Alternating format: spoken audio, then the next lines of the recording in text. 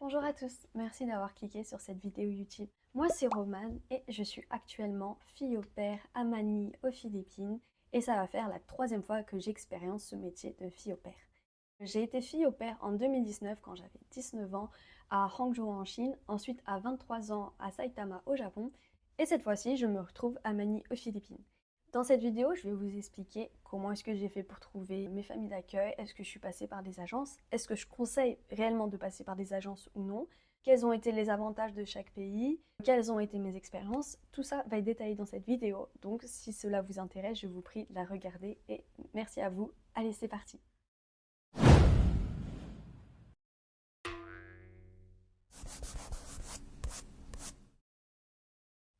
Comme je le disais au début de la vidéo, en tout premier lieu, j'ai fait fille au pair en Chine quand j'avais 19 ans. Tout simplement, le contexte, c'est juste que je venais de finir le bac. J'étais en double licence dans une faculté dans le sud de la France. Ça m'a pas du tout plu, vraiment ça m'a pas plu du tout. Et en fait, je me suis dit, au lieu de perdre mon temps à essayer de rentrer dans le moule, bah tu fais McDo à côté, tu continues tes études, mais tu fais McDo à côté et tu pars. Du coup, c'est ce que j'ai fait McDo pendant quasiment 7 mois. Ensuite, je suis partie. Et je ne savais pas trop comment partir. Et j'avais entendu pas mal d'expériences de filles au pair, donc ça veut dire que tu travailles, mais tu as quand même beaucoup de temps libre, ça te permet d'apprendre une langue, etc. Et de vivre avec la famille, c'est le côté qui m'intéressait le plus, vivre dans une famille, de vraiment pouvoir vivre dans la culture. Et la meilleure des solutions, c'était au pair.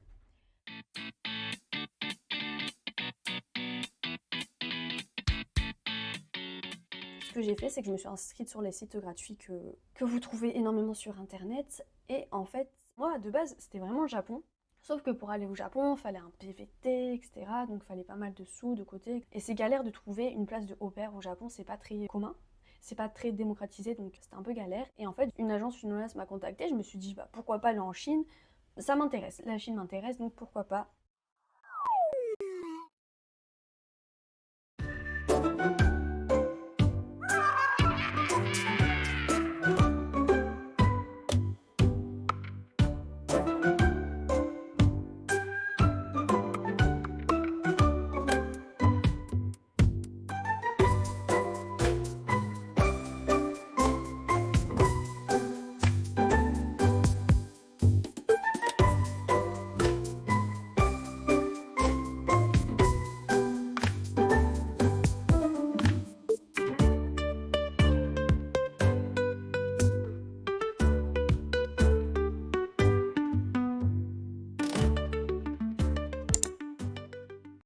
Ce qu'il faut savoir, c'est que les agences chinoises, elles adorent vous contacter. C'est pas des familles qui vous contactent, c'est des agences. Donc une agence m'a contactée, j'ai fait des entretiens avec l'agence, ensuite l'agence m'a trouvé une famille, tout s'est bien passé, etc. Donc en octobre 2019, je suis partie en Chine, à Hangzhou.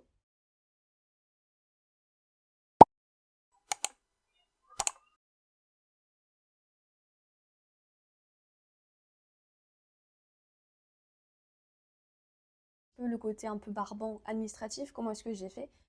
À mon époque, tu pouvais pas avoir un visa travail en tant que fille au pair. Donc ce que les agences font en général, c'est qu'elles te fournissent un visa étudiant. Donc en fait, tu es inscrite dans une école chinoise pour apprendre le mandarin.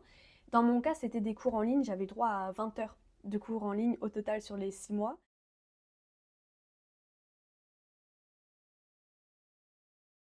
J'ai vécu avec ma famille qui était composée du papa, de la maman, du grand frère qui n'était pas là puisqu'il faisait ses études en Amérique, et de la petite, donc je m'occupais d'elle. Elle avait à ce moment-là 9 ans. Bon voilà, c'est vraiment cliché. Vous savez, les enfants rois qui crient beaucoup, machin. Bon, c'était ma première expérience. Voilà, je travaillais plus ou moins 3 heures par jour, 4 heures avec elle. Je l'étais dans l'aide aux devoirs, quand elle prenait son goûter. Je l'aimais beaucoup, il n'y a pas de souci. C'est juste que être confronté à un enfant roi, tu vois, c'est assez particulier. Mais de manière générale, tout s'est super bien passé. La famille, franchement, adorable. Vraiment, la famille adorable. Par contre, les parents ne parlaient pas un mot d'anglais. Moi non plus. On va pas se mentir. Je pensais que je parlais anglais, tu sais, comme beaucoup de Français, mais laisse tomber. Ils comprenaient rien à ce qu'on disait. Donc, c'est la petite de 9 ans qui était dans une école internationale qui m'a enseigné l'anglais. Donc, c'était vachement rigolo. J'ai appris quelques mots de mandarin, de chinois. Donc, c'était vachement sympa. Mais bon, comme j'avais 19 ans à cette époque, c'était la première fois que je partais à l'étranger, en voyage tout court en fait d'ailleurs. Donc je venais de faire mon passeport, etc. Il était tout neuf. Bonjour, c'est la Romane du futur qui vous parle.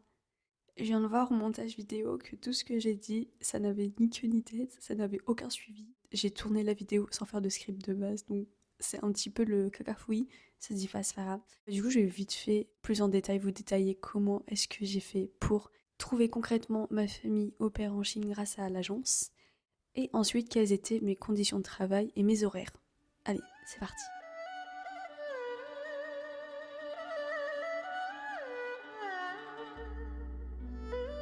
Une fois que l'agence chinoise m'avait contactée sur les sites gratuits, elle m'avait proposé quelques profils de familles chinoises qui seraient intéressées justement par une française. Elle m'a donné de mémoire 3 familles et j'ai passé du coup 3 entretiens vidéo avec ces familles. Les 3 familles ont bien vu que je ne parlais pas anglais.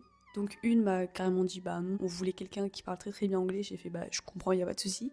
Ensuite 2 autres familles, dont celle qui m'avait accepté, m'ont passé l'entretien.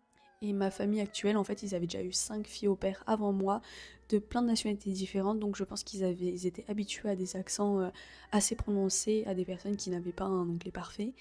Et du coup, c'est cette famille qui m'ont prise.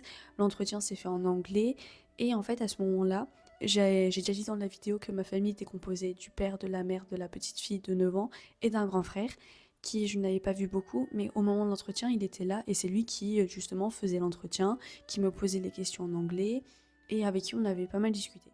Donc j'ai appris que cette famille m'acceptait. Une fois que c'était validé des deux côtés, de leur côté, de mon côté, l'agence m'a fait parvenir du coup leur certificat d'agence au pair et ensuite elles m'ont fait parvenir le certificat de scolarité dans l'université en ligne qui se trouvait à Shanghai. Donc j'avais ces 2 certificats et à partir de là, je suis allée à l'ambassade et j'ai demandé mon visa. Donc ça s'est fait assez rapidement, ça s'est fait en 2 mois. En 2 mois, j'étais partie en Chine. Quelles étaient mes conditions de travail et mes horaires? De manière générale, en fait, du lundi au vendredi, la petite allait à l'école. Et pendant qu'elle était à l'école, donc de, je sais pas, de 8h jusqu'à 15h, moi j'avais du temps libre, je pouvais vaguer à mes occupations, visiter, voyager, faire mes trucs. Et à 15h, je devais aller chercher l'enfant à l'arrêt de bus qui se trouvait devant notre résidence. J'étais pas toute seule à ce moment-là, il y avait la AI, donc la femme de ménage, toutes les deux, on allait chercher la petite devant l'arrêt de bus, devant la résidence et on devait ensuite retourner à la résidence.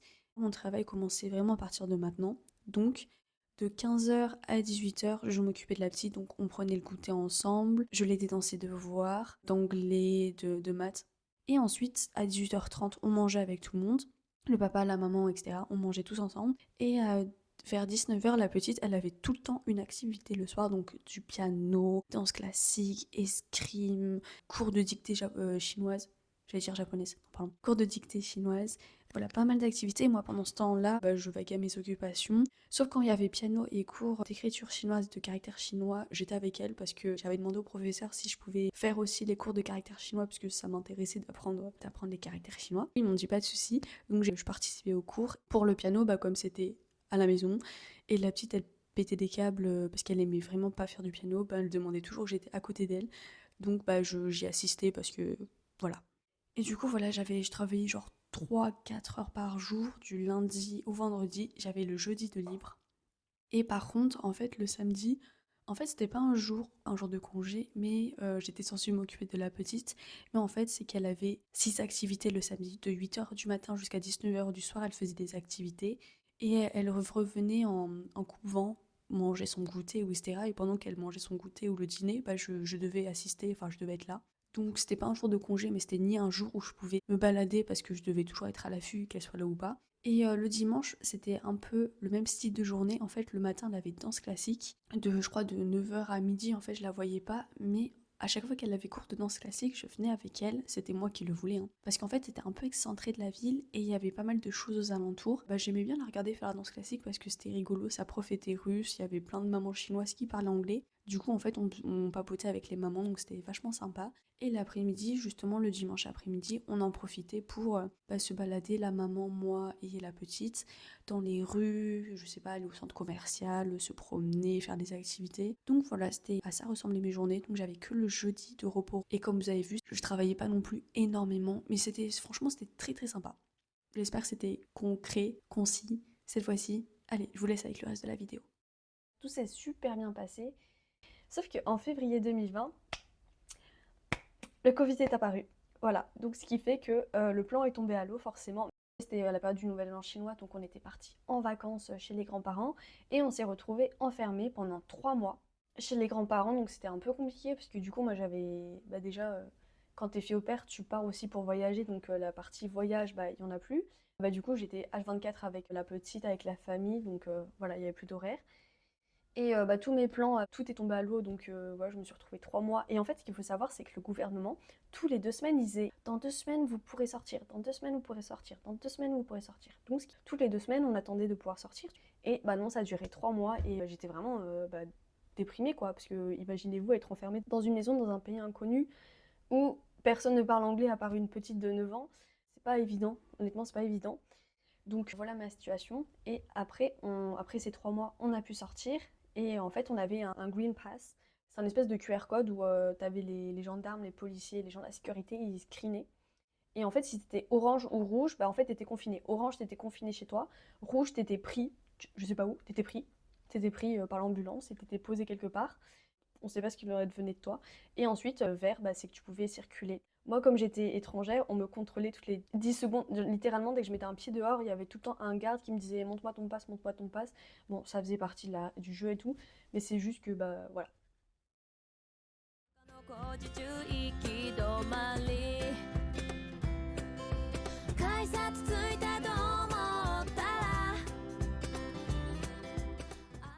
Oui, par rapport à l'agence. Cette agence, j'ai pas payé, mais ma host, ma famille d'accueil payait. Du coup, si toi tu payes pas et que l'autre famille paye, donc forcément, il y aura un des niveaux, comment on dit, un des parties qui aura plus d'avantages que l'autre, forcément. C'est vous la marchandise et que ceux qui payent, ce sont les demandeurs. Et en fait, moi, quand il y a eu le Covid, mon billet d'avion de retour s'est annulé.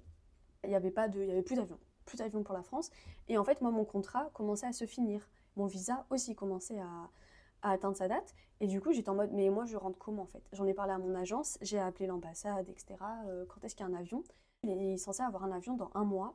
Et c'est le seul qui était programmé jusqu'à ce jour. Et du coup, j'ai dit à mon agence au père, écoutez, je vais rentrer en France parce que c'est un peu une circonstance inhabituelle. Et il y a marqué dans le contrat que s'il y a vraiment par exemple, si on tombe enceinte ou s'il y a vraiment des situations vraiment extrêmement inhabituelles, on peut rentrer en France sans avoir payé des frais.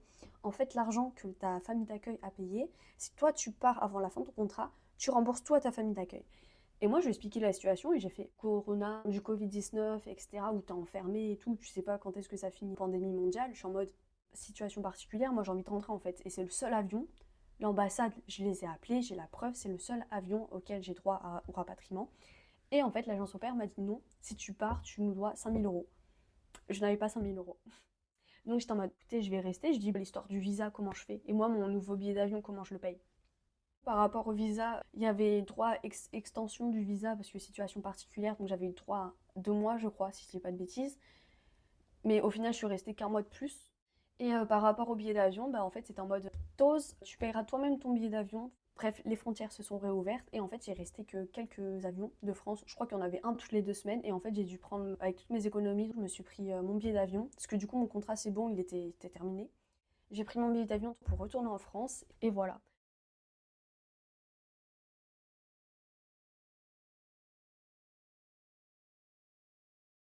Je viens de voir au montage de la vidéo que ce que je suis en train de dire, ça passe du coq à l'âne. C'est pas structuré, je suis désolée. Mais je vais vite fait reparler de cette période où le Covid a commencé et qu'est-ce qui s'est passé avec l'agence concrètement.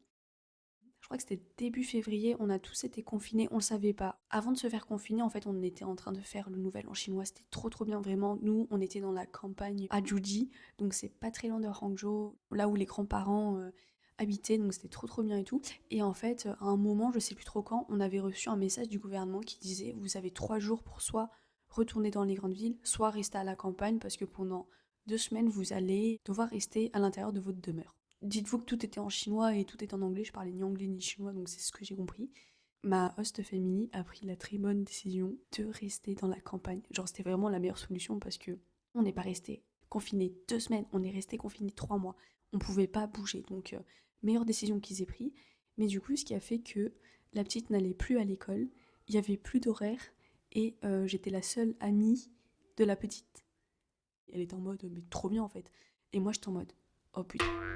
J'étais en mode, putain, même si j'adorais la petite, vous comprenez. Ça veut dire que je suis babysitter à temps plein et je suis avec une petite de 9 ans, tu vois, genre on joue à la poupée. Enfin, y a pas de souci, mais c'est juste, c'est trop chiant, quoi. Enfin, et surtout, le truc le plus chiant, c'est que le gouvernement, il disait toutes les 2 semaines, bah vous allez encore rester confinés, vous allez rester encore confinés. Donc c'était un peu chiant, en fait, ça pesait sur le mental. Moi, j'ai eu 2, 3 fois où j'ai quand même bien pété un câble, en fait, parce qu'on pouvait pas sortir. De temps en temps, on sortait dans le village, mais on pouvait pas trop sortir. En fait, il y avait quand même des gendarmes. Enfin, c'est pas des gendarmes, il y avait quand même des gens qui circulaient, qui nous répétaient qu'on n'avait pas le droit. Donc c'était un peu, voilà, et dites-vous aussi que je pouvais parler à personne d'autre sauf la petite de 9 ans. Parce que là où j'étais, il y avait 2 grandes-mères, ma famille, et de temps en temps, il y avait les cousins et tout qui venaient, mais pareil, ils parlaient que chinois, donc j'étais en mode. J'avais plus d'horaire, du matin au soir, j'étais avec la petite, et il y a des journées quand même, les parents, ils ont été très très gentils avec moi, vraiment très très empathiques. Des fois, j'étais en train de chialer dans ma chambre en mode qu'est-ce qui se passe, je vais mourir. Non, en vrai, c'est pas drôle. Avec du recul, c'est drôle, mais sur le moment, parce que dites-vous que nous, on savait pas ce qui se passait, hein. Même les Chinois, on apprenait juste qu'on était tout le temps confinés, qu'il y avait des gens qui mouraient, qu'il y allait avoir un green pass et tout. Enfin, c'était assez stressant. Et du coup, bah, il y a des moments où j'étais comme ça, j'étais en mode mais qu'est-ce qui se passe? Parce que moi aussi, j'essayais de rentrer en France, mais j'avais le souci avec mon agence au pair qui me disait tu peux pas rentrer parce que ton contrat il est pas à terme. Si tu pars, en gros, tu dois rembourser tout l'argent que la host family a placé sur toi et tout. Et j'étais en mode ok, mais moi j'ai pas l'argent en fait qui demande. En fait, j'aurais juste dû être beaucoup plus ferme dans mes propos et leur dire bah non en fait, vous êtes c'est pas légal.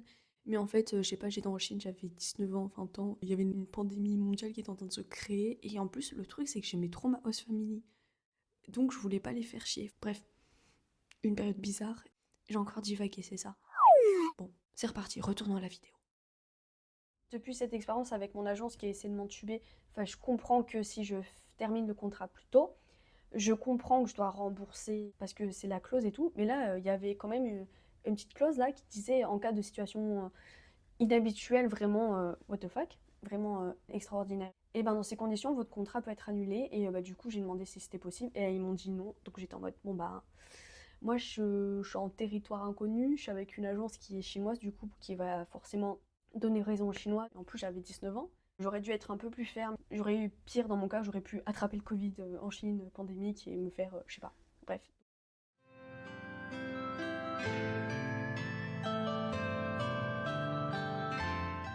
En mai 2020, je suis finalement rentrée en France pendant 2 ans. J'ai travaillé en tant que hôtesse de caisse, donc caissière, et en parallèle, vu que les cours c'était en distanciel, j'étais à la fac. J'étais tranquille, j'avais les cours en distanciel, je pouvais travailler beaucoup à mon job étudiant, du coup ce qui fait que j'ai pu mettre en 2 années beaucoup de sous de côté pour ensuite pouvoir partir au Japon. J'y arrive, j'y arrive, j'y arrive. Allez, c'est parti, étape Japon.